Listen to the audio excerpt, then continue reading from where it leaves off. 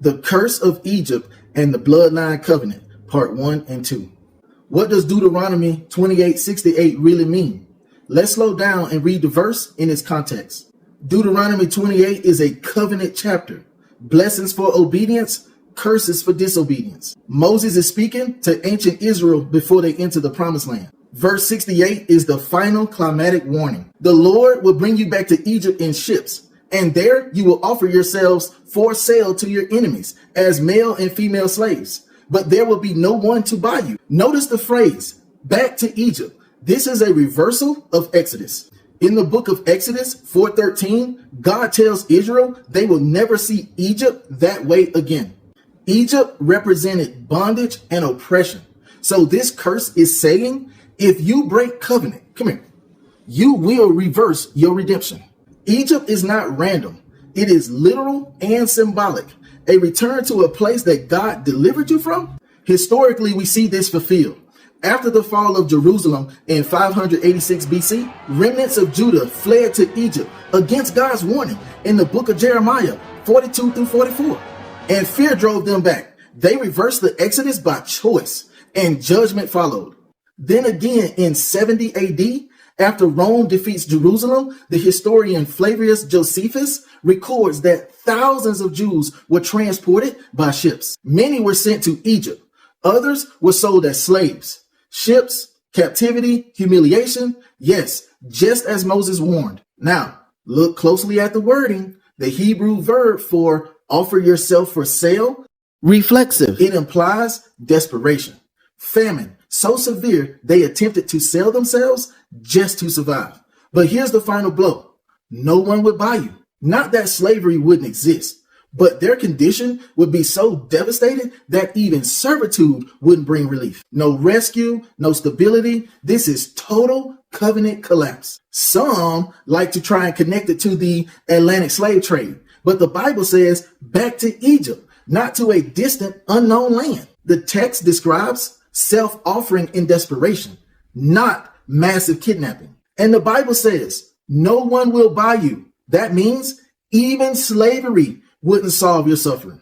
Deuteronomy 28 is not random prophecy. It is covenant consequences. Moses was warning a Pacific people about a Pacific agreement with a Pacific God. When you keep it in context, it becomes clear. When you slow down, it becomes consistent. When you understand covenant, it makes sense. So, before you attach it to a modern narrative, before you build a doctrine on assumption, do me a favor. Let's do something simple. Read the verse again.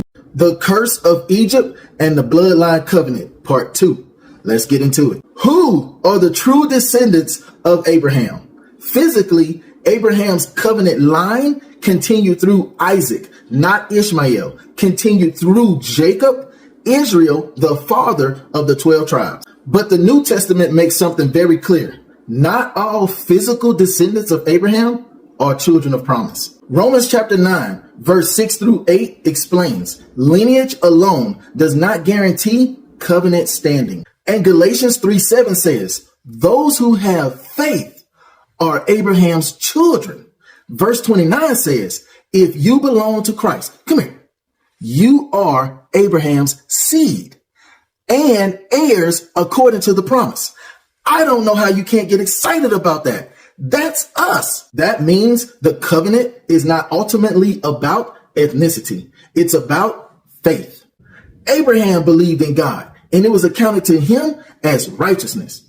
The true children of Abraham are those who share, come here, the same faith as Abraham. Faith now fully revealed in Jesus Christ, the Samaritan woman at the well. Do you think it's an accident that I'm here in the middle of the day? I am rejected by others.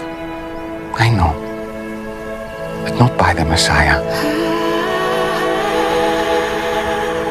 Not a Jew, not a Hebrew or Israelite, a Samaritan woman. In Acts, Paul the Apostle 4:12 declares, nor is there salvation in any other, for there is no other name under heaven given amongst men by which we must be saved. We must be saved. Covenant membership is not inherited by bloodline.